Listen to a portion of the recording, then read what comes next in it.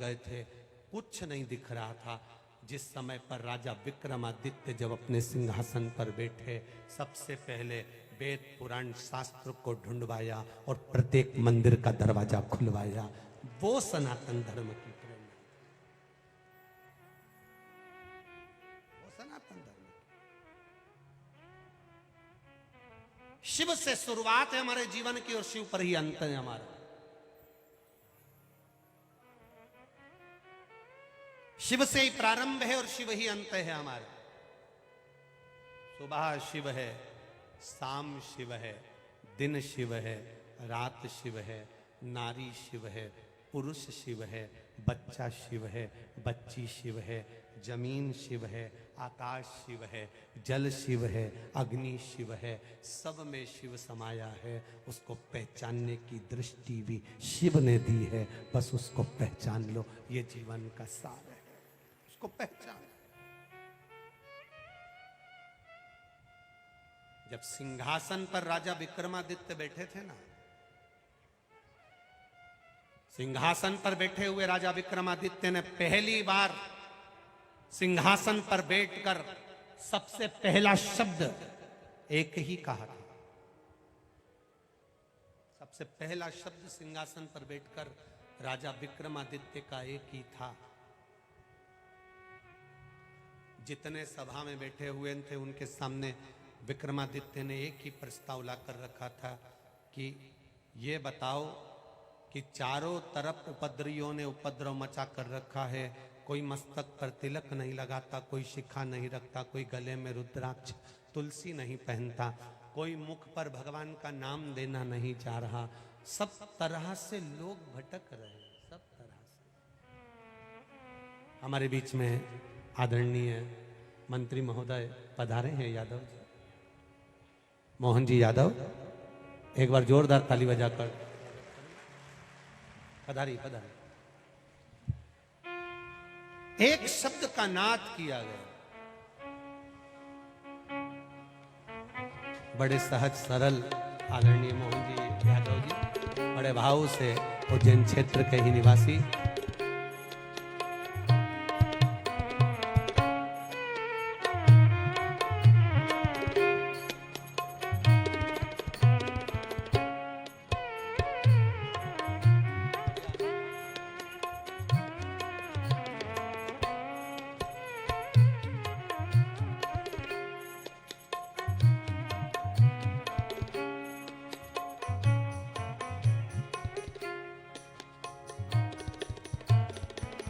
सबसे पहला संबोधन राजा विक्रमादित्य का एक ही, सबसे पहला संबोधन कि मेरे सनातन धर्म का उत्थान, मेरे सनातन धर्म को वापस जागृत कैसे किया।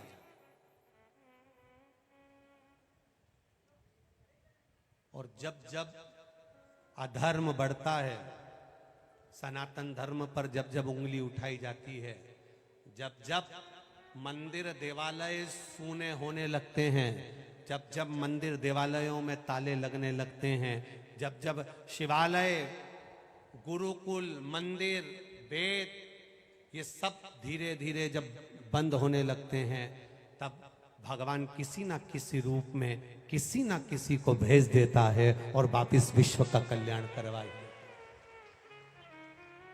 वो भेजता है। इसलिए हम बार बार कहते हैं ये कलयुग नहीं, जम के बोलो जरा, शिव युग है, शिव युग। और इस शिव युग को लाने वाला कोई नहीं, घर की एक एक माताएं अपने बच्चों को जो संस्कार दे रही है एक लोटा जल चढ़ाने का, ये बहुत लंबा चलेगा। घर के बच्चे अगर एक लोटा जल महादेव को दे सकते हैं, घर के बच्चे अगर एक लोटा जल शंकर को चढ़ा सकते हैं, घर के बच्चे एक लोटा जल जब बेलपत्री के वृक्ष को दे सकते हैं, घर के बच्चे एक लोटा जल जब शंकर भगवान को चढ़ा सकते हैं, घर के बच्चे एक लोटा जल जब भगवान देवादिदेव महादेव को चढ़ा सकते हैं, तो वो घर के बच्चे एक दिन तुम्हें सोने की सीढ़ी भी चढ़ा सकते हैं, ये निश्चित है, निश्चित। और ये तो कठिन, आप उसको समझो, उसको पहचानो, उसको जानो। शिव तत्व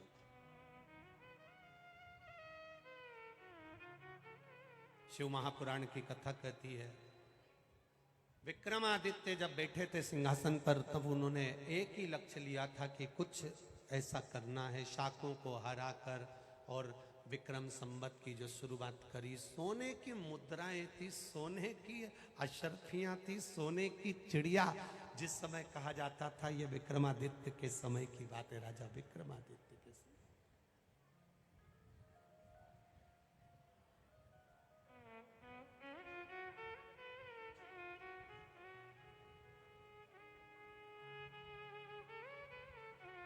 कितना विचित्र थे राजा विक्रमादित्य, जिनके नगर में पहली बार किसी ने चोरी कर ली थी कई वर्षों के बाद। कई वर्षों के बाद पहली बार चोरी हुई थी राजा विक्रमादित्य के यहाँ।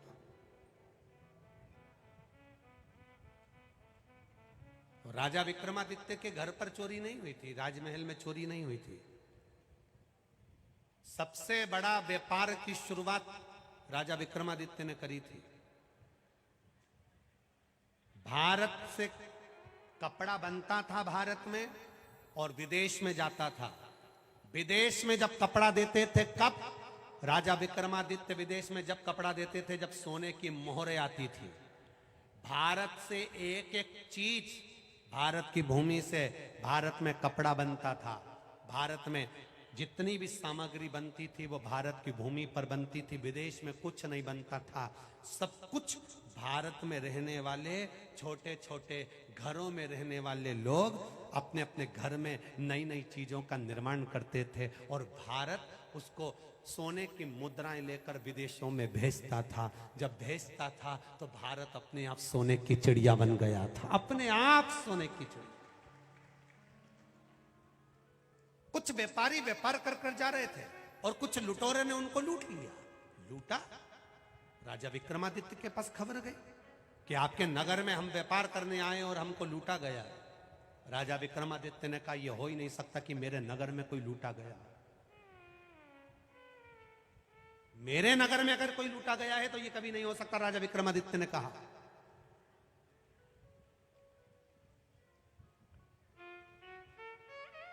यह हो ही नहीं सकता। भूतो न भविष्य थे।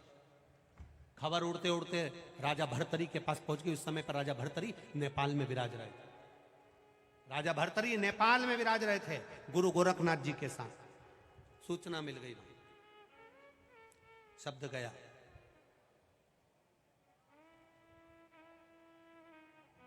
राजा भर्तरी ने कहा, जिसने वापिस सनातन धर्म की स्थापना कर दी उसके नगर में चोरी होना सरल नहीं है। चोर चोर नहीं होंगे, कोई समझदार होंगे, पता करा जाए। राजा भर्तरी साधना में लीन हो गए। राजा विक्रमादित्य के पास पत्र गया। वो चोर नहीं हो सकते। जिस नगर का राजा इतना विद्वान हो, जिस नगर के राजा के पास में स्वर्ण की मुद्राओं का अंबार हो, अगर कोई दरवाजे पर आता है उसको देने की जरूरत नहीं पड़ती। राजा उसको खुद काम में लगा देता है। काम में लगाता है तो वो इतना सोना खुद कमा लेता है। कपड़ा बनाता है, खुद सोना कमाता है। सामान बनाता है, खुद सोना कमाता है। किसी को चोरी करने की जरूरत नहीं पड़ती। तो फिर आखिर विक्रमादित्य के क्षेत्र में, नगर में चोरी हुई है। तो राजा भर्तरी ने अपना पत्र लिखकर भेजा कि यह नगर में चोर नहीं, कोई समझदार आया है। राजा विक्रमादित्य को उनसे साझा करना चाहिए, मिलना चाहिए। आखिर ये सब कौन है, पता करो। चोर नहीं हो सकता, डाकू नहीं हो सकता। राजा विक्रमादित्य ने कपड़े चेंज करे, वस्त्र चेंज करे, रात्रि के समय पर निकल पड़े। यही अवंतिकापुरी। राजा विक्रमादित्य निकले, वस्त्र बदल कर, चेंज कर। आगे चलते चलते जहां पर वो चोर चोरी करने के लिए बैठे थे, तुकतान लगाकर वहीं पर पहुंच गए। राजा विक्रमादित्य चोरी के उन चोरों के पास जाकर बोले, भैया तुम क्या कर रहे हो? तो उन्होंने बताया तो नहीं, क्योंकि कोई चोर काय को बताएगा कि मैं चोरता हूं। चोर कभी बताता है कि मैं चोरता हूं? सब दुनिया का एक एक व्यक्ति अपना अपना पद बता सकता है, पर चोर कभी नहीं बताएगा कि मैं चोरता हूं। नहीं बताएगा। चोर नहीं बोला कि मैं चोर हूं, बैठे हुए थे। राजा विक्रमादित्य ने कहा कि मेरे पेट भरने के लिए मेरे पास काम नहीं है, तुम्हारे साथ करना चाहता हूं। अरे तू क्या करेगा चोरी, बस इतना निकला मुख से कि तू क्या करेगा चोरी। विक्रमादित्य ने कहा, राजा विक्रमादित्य बोले जैसा तुम कहोगे वैसा हम करेंगे। हमारे जैसी चतुरता राजा विक्रमादित्य तेरे में नहीं आ सकती, हमारे जैसी चतुरता राजा विक्रमादित्य तेरे में नहीं आ सकती। राजा विक्रमादित्य ने कहा चतुरता कैसी? एक चोर बोला मुझ में वो गुण है मुझ में कि मेरे को जमीन में गड़ा हुआ धन भी मैं समझ लेता हूं और निकाल लेता हूं। दूसरा बोला मुझ में वो गुण है कि पक्षी बोलता है और मैं समझ जाता हूं कि बोल क्या रहा है। तीसरा बोलता है मुझ में वो गुण है कि मैं बता देता हूं कि यहां से किस स्थान पर कौन सी जगह पर कौन बैठा है। इतने में राजा विक्रमादित्य बोले मुझ में भी वो गुण है, 7 ताले में भी अगर सोने के हंडे भरे हुए रखे हों तो मैं किलोमीटर पैर से नाप कर बता सकता हूं कि इतने कदम पर इतना सोना रखा है। मुझ में वो गुण है। चोरों ने सोचा चलो अच्छा चौथा चोटा मिल गया, ऐसा चोर जो बता दे 7 ताले में कि वहां धन रखा इतने कदम पर, इतने क्षण पर, इतनी जगह पर, ऐसे जाना, इस खिड़की से जाना, इस दरवाजे से जाना। अगर ऐसा चोर मिल गया तो अपना तो काम ही हो गया, चोरी में आसानी रहेगी। चोरों ने अपने साथ मिला लिया। आज विक्रमादित्य से चोरों ने कहा पहली चोरी करने जा रहे हो तुम हमारे साथ, बताओ चोरी करने कहां चलना चाहिए। उसने कहा चलो मेरे साथ। राजा विक्रमादित्य ले गए एक घर की ओर और कह दिया यहां से इस खिड़की में से कूद कर जाना, अंदर दरवाजा खोलना, कुंडी पीछे से लगी है, उसको खोलकर 22 कदम आगे जाओगे, वहां पर एक हंडा रखा हुआ उसको निकाल लेना। चोर अंदर गए, 22 कदम जाने के बाद उनको हंडा मिल भी गया, उनने निकाल भी लिया। इतने खुश हुए, इतने खुश हुए, इतने खुश हुए, आपस में बांटने लगे। राजा विक्रमादित्य तुरंत अपने श्रृंगार को उतार कर बैठ गए और चोरों ने हाथ जोड़कर कहा आप तो राजा विक्रमादित्य हैं, फिर आपने हमारा चोरी में साथ कैसे दे दिया। राजा विक्रमादित्य कहते हैं तुम पहचान जाते हो कि धन यहाँ पर है, तुम पहचान जाते हो कि पक्षी क्या बोल रहा है, तुम पहचान जाते हो कि धन कितना किलोमीटर पर है। अगर ऐसे विद्वान चोरी की जगह मेरी सत्ता से जुड़ेंगे तो मेरा वैभव और आगे बढ़ेगा, इस राष्ट्र का उत्थान। ये राष्ट्र के उत्थान की बात है। संसार में जन्म लेने वाला एक एक बच्चा, एक एक नारी, एक एक पुरुष जो संसार में जन्म लेता है, मृत्यु लोक में जन्म लेता है, भगवान उसको फालतू पैदा नहीं करता, भगवान उसको कुछ ना कुछ कला देकर पैदा करता है। आप अंदाजा लगाना, जिस कमरे में तुम सोती हो उस कमरे में अटाला नहीं रखती हो, कवाड़ा नहीं रखती हो, बेकार सामान नहीं रखती हो। तुम जिस घर में रहती हो उस घर में, जिस कमरे में सोती हो उस कमरे में तुम बेकार सामान नहीं रखती हो। ब्रह्मा जी का ब्रह्मलोक, भगवान विष्णु का वैकुंठ लोक, इंद्र का इंद्रलोक, शंकर भगवान का मृत्यु लोक, शिवलोक में, मृत्यु लोक में, पृथ्वी पर जो जन्म लेता है, भगवान अटाला को अपने पास नहीं रखता, भगवान किसी हुनरबाज को ही पृथ्वी पर जन्म देता है, किसी हुनरबाज को पृथ्वी पर जन्म देता है मेरा महादेव। बच्चे बच्चे में एक एक हुनर है, बच्चे बच्चे में एक एनर्जी है। नवयुवक लड़के लड़कियां, नवयुवक बेटा बेटियां 2 मिनट में हार जाते हैं। जरा सा इंटरव्यू दिया नहीं हुआ तो चिंता में पड़ गए, पढ़ रहे थे फेल हो गए तो चिंता में पड़ गए, एक बार अगर इंटरव्यू में पास नहीं हुए तो चिंता में पड़ गए, एक जगह नौकरी नहीं लगी तो टेंशन में पड़ गए। काहे की चिंता। एक पत्र आया देखिए,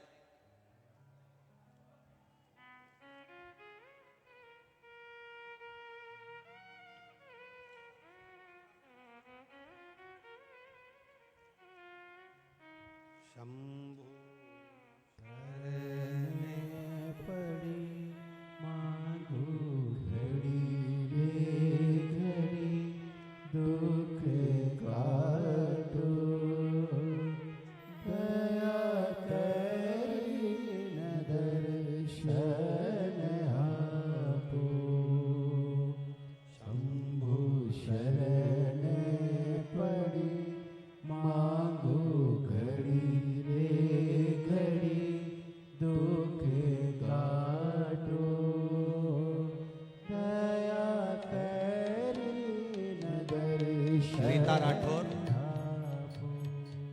नागझरी मंगल सिटी उज्जैन, मोबाइल नंबर लिखा है इसमें। रीता राठौर, नागझरी मंगल सिटी उज्जैन, कहीं बैठी हो तो हाथ हिलाइएगा। रीता राठौर, नागझरी मंगल सिटी उज्जैन, मोबाइल नंबर ये है। गुरुजी मैं क्या वर्णन करूं, डॉक्टर ने मुझे बच्चे नहीं होंगे ये कह दिया था। कई साल निकल गए थे। मेरे पति और मैं दोनों की इंदौर, उज्जैन, बड़ौदा, अहमदाबाद सब दूर जांच कराई, पर डॉक्टरों का एक ही कहना था कि तुम्हारे यहां संतान नहीं होगी। आपकी कथा एक दिन टीवी पर सुनी, उस दिन आपने पशुपति व्रत के बारे में कहा था, तो मैंने सोचा मैं भी एक बार करके देख लूं, विश्वास थोड़ा सा कम करते हैं गुरुजी। हमारे बीच में शिव भक्त, भगवान शिव की परम आनंद लेने वाले आदरणीय संजय जी शुक्ला, विशाल जी पटेल पधारे हैं। एक बार जोरदार ताली बजाकर साधुवाद था। सुंदर सुंदर शिव महापुराण की कथा आप लोग कराए हुए हैं, बड़े भाव के साथ आप पधारे, साधुवाद। विश्वास नहीं था गुरुदेव, भरोसा नहीं था, पर टीवी पर आपने कहा था पशुपति व्रत धारण करने वाली नारी 5 व्रत में जो मांगती है, पहले व्रत में और आखिरी व्रत में बाबा उसको पूर्ण करते हैं। गुरुदेव पहला व्रत किया, मंदिर गई, शिव जी की आराधना करी, दोपहर में आई तो रजोधर्म आ गया, रजस्वला हो गई, व्रत खंडित हो गया। फिर दूसरी बार व्रत करा, घर में बैठकर रोती रही। डॉक्टरों ने कह दिया कि संतान नहीं होगी, और बाबा आपने भी ऐसे ही कर दिया। मेरा पहला सोमवार का व्रत था और मैं रजस्वला हो गई, पूजन नहीं कर पाई। पति ने कहा, सियोर वाला महाराज कहता है इस व्रत को मत गिनो, अगले व्रत को चालू करो। फिर शुरुआत करो, फिर शुरू किया। बस सुबह पूजन करी, शाम को पूजन करी, अर्चना करी। बाबा की कृपा से पहला व्रत पूर्ण हुआ। तीसरे नंबर का व्रत आया और बाबा की कृपा से मेरा गर्भ ठहर गया। ये शिव तत्व। रीता राठौर, नागझीरी मंगल सिटी उज्जैन से हैं, मोबाइल नंबर भी जिन्होंने लिखा। बाबा की कृपा, गुरुदेव, जो दुनिया कह देती है कि कुछ नहीं मिलेगा, वो काल अधिपति कब दे देता है पता ही नहीं चल पाता है। ये शिव तत्व है, औघड़ी का था शिव तत्व। भगवान देवाधिदेव महादेव की कृपा करुणा जब तक ना हो, आपका विश्वास दृढ़ नहीं होगा, तब तक नहीं मिलेगा। विक्रमादित्य ने भी यही करा कि सनातन धर्म को फिर जागृत कर दिया। ऐसा शिव तत्व का आनंद पाया, ऐसा रस तत्व का आनंद पाया, जागृत हुआ। शिव महापुराण की कथा में आगे श्री गणेश जी के जन्म का वर्णन आता है। उसके पहले हमारे बीच में विराजमान आदरणीय परम पूज्य कथा रसिक आदरणीय महेश गुरु जी से निवेदन करूंगा, 2 संबोधन, 2 शब्द सभी को आशीष वचन के प्राप्त हों। आप उज्जैन के प्रसिद्ध कथावाचकों का आनंद है, एक बार जोरदार ताली बजाएं आदरणीय महेश गुरु जी के लिए, और आशीष वचन अपने को 2 शब्द का प्राप्त हो बड़े आनंद के साथ। उसके बाद में गणेश जी के जन्म महोत्सव का आनंद लेंगे।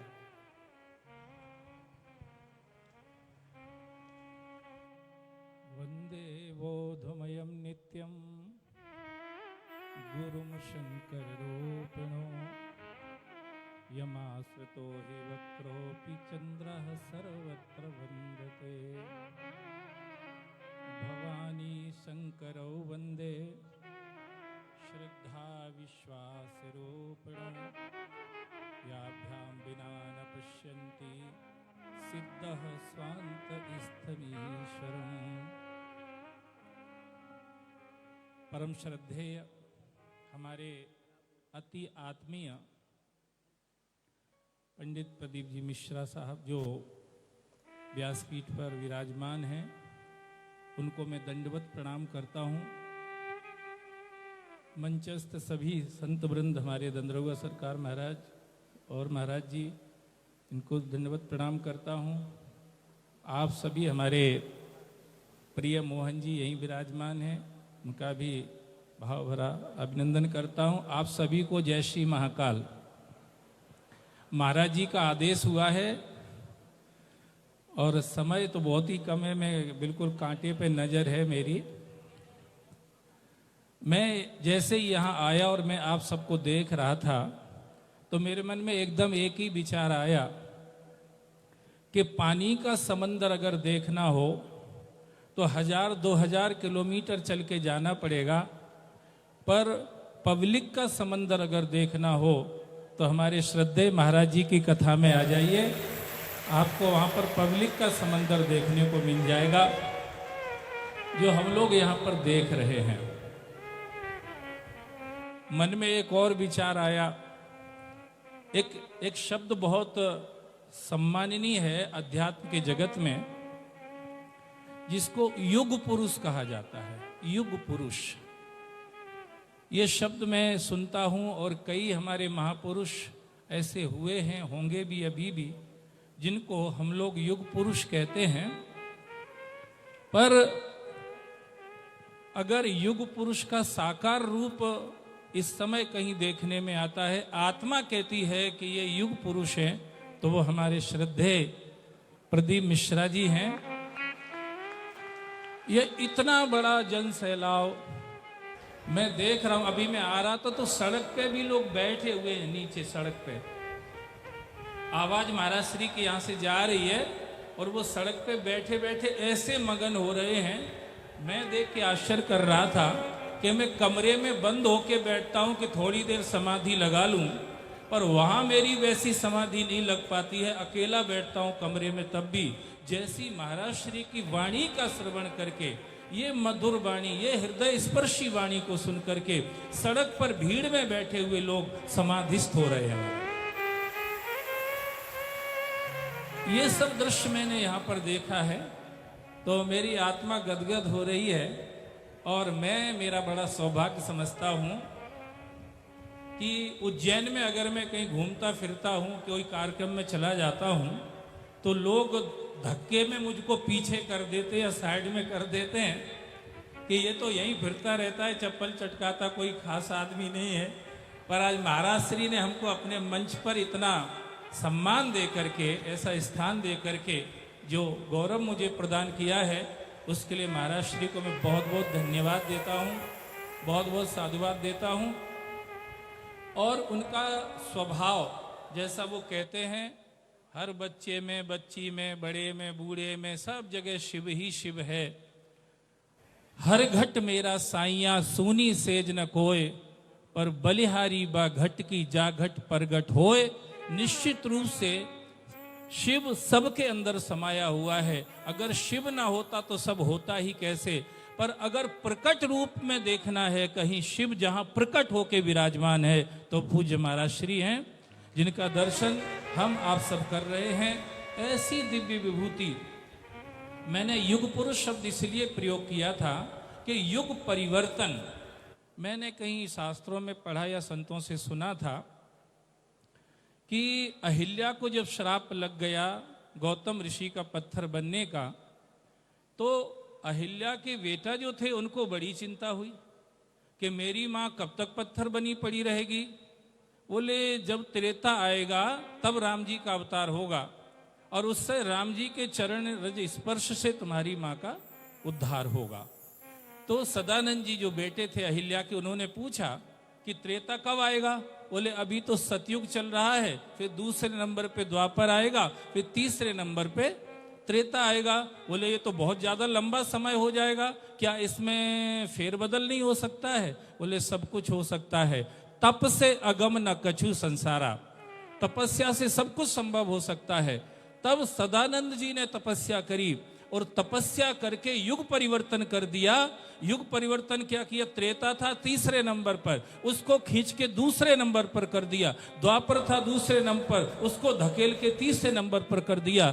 वो जो कथा हम सुनते हैं, पढ़ते हैं कि युग परिवर्तन किया था सदानंद जी महाराज ने। अगर इस कलयुग में, जिसको पूज्य महाराज श्री शिवयुग कह रहे हैं, आप सब सुन ही रहे हैं, पूज्य महाराज श्री इसको शिवयुग कह रहे हैं, कलयुग नहीं। अगर वो युग परिवर्तन का कहीं विचार साकार होता हुआ दिखाई देता है तो पूज्य महाराज श्री के द्वारा हो रहा है। सिर्फ भारतवर्ष में नहीं, सारी दुनिया के अंदर अगर शिव भक्ति की लहर तरंग पैदा हुई है। ये लोग जो शायद ही कभी मंदिर जाते थे, कभी भगवान के सामने प्रणाम करते थे, कभी फूल पाखुड़ी चढ़ाते थे, आज नतमस्तक हो रहे हैं, मंदिरों में जा रहे हैं, भगवान शिव भी आनंदित हो रहे हैं। और हमें लगता है अंग्रेजी में बोलते होंगे कभी कभार, तो महाराज जी के कान में जरूर आवाज आती होगी, थैंक यू वेरी मच, तुमने मेरी भक्ति का जो ये सैलाब उमार दिया है सारे संसार के अंदर, इसके लिए मैं आपको बहुत बहुत धन्यवाद देता हूँ। पूज्य महाराज श्री के चरणों में प्रणाम करता हूँ। मुझे लगता है समय की मर्यादा का ध्यान रखना चाहिए, क्योंकि हम कथाकार हैं, माइक से चिपक जाते तो मुश्किल ही पड़ता है छोड़ना। इसलिए मैं बहुत बहुत धन्यवाद देता हूँ। महाराज श्री ने मुझे शब्दों के माध्यम से उनके चरणों की और आप सबकी सेवा करने का सौभाग्य प्रदान किया। बहुत बहुत धन्यवाद, साधुवाद। आरती का क्रम प्रारंभ हो रहा है। भाव के साथ में, आनंद के साथ में आप और हम सभी भगवान शिव की पावन जन्मोत्सव की झांकी का दर्शन करेंगे। हमारे बीच में मंत्री महोदय जी विराजमान हैं, वो शिव पार्वती और गणेश जी का पूजन करेंगे। जय जय श्री राधे। मैं संजय भैया जी और विशाल भैया जी को भी आमंत्रित कर रहा हूँ, वो भी पधारें। आदरणीय महापौर जी और पार्षद जी को आमंत्रित कर रहा हूँ, वो भी पधारें। आज आरती में श्री नंद किशोर जी महेश्वरी जी, श्री सुभाष जी महेश्वरी जी, वो भी आरती में सम्मिलित हों। जय जय श्री श्री राधे। केतन जी महेश्वरी जी और गोविंद जी खंडेलवाल जी आरती में सम्मिलित हों। मनोज जी आरती में सम्मिलित हों। साथ में हमारे इस भूमि को कथा के लिए जिन्होंने दिया है,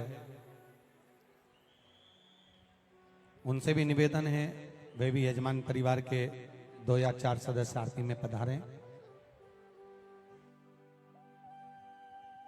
जय जय श्री राधे। सभी भक्तों को हर हर महादेव सदा जैसे कृष्णा श्री शिवाय नमस्तुभ्यम। व्यासपीठ को नमन करते हुए हम सबके प्रिय, हम सबके लाडले ठाकुर कल्लू जी महाराज के चरणों में नमन करते हुए परम सत्य परम आदरणीय विश्वविख्यात पूज्य गुरुदेव के पावन चरणों को नमन करते हुए और आप सभी हमारे बीच में विधायक महोदय भी पधारे हुए हैं। श्री रामलाल जी विधायक महोदय पधारे, उनको भी आमंत्रित कर रहा हूं, आप भी पधारें। आइए आप।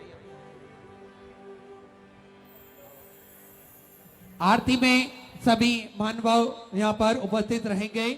श्री महेश गुरु जी, श्री ददुआ धाम वाले महाराज जी, साथ में भरतरी गुफा के पीठाधीश्वर श्री रामनाथ जी महाराज जी, साथ में उच्च शिक्षा मंत्री श्री मोहन यादव जी, बस बाकी के कोई ना आए। विशाल पटेल जी, संजय भैया शुक्ला जी वो आमंत्रित हैं। श्री शिवानंद संजय जी शुक्ला, विशाल जी पटेल, महापौर मुकेश जी टडवाल, प्रदेश प्रवक्ता रामपाल जी सिसोदिया आरती में सम्मिलित रहेंगे। आरती का समय हो चुका है, आरती का आनंद हम सभी लेंगे। जय जय श्री राधे, हर हर महादेव, श्री शिवाय नमस्तुभ्यम।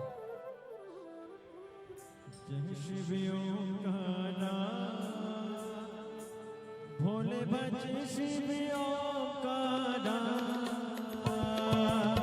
ब्रह्मा विष्णु सदा शिव, भोले भोलेनाथ महाशिव, हरे दागे दारा, ओ हरे हरे हरे महादेव। कानन चतुरानन पंचानन राधे, ओ भोले पंचानन राधे, शासन गरुड़ासन, शासन करुणासन, वाहन साधे, ओ हरे हरे हरे महादेव। तो भुज चार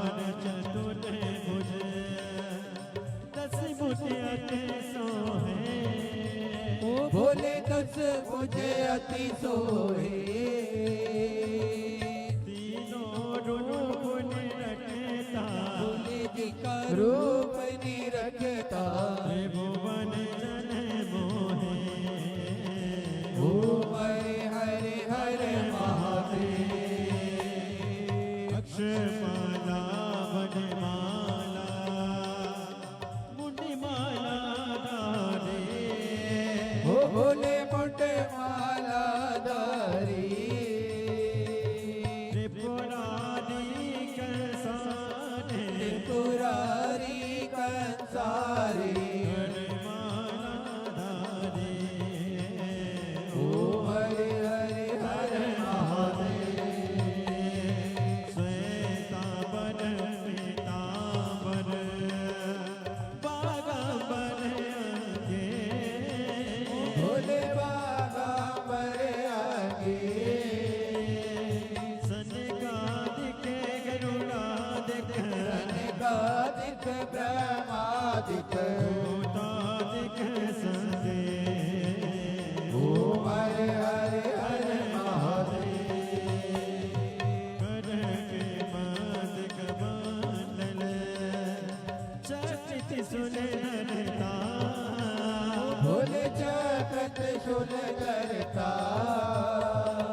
जग करता जग हरता जग करता जग हरता जग पालन करता ओम हरे हरे हरे महादेव सदा दिव्यता लाओ अपने मन में भी, पर न छाए गम कभी सपने में भी। सुनो, आएगी जब अपने में दिव्यता, तो फिर छा जाएगी जग में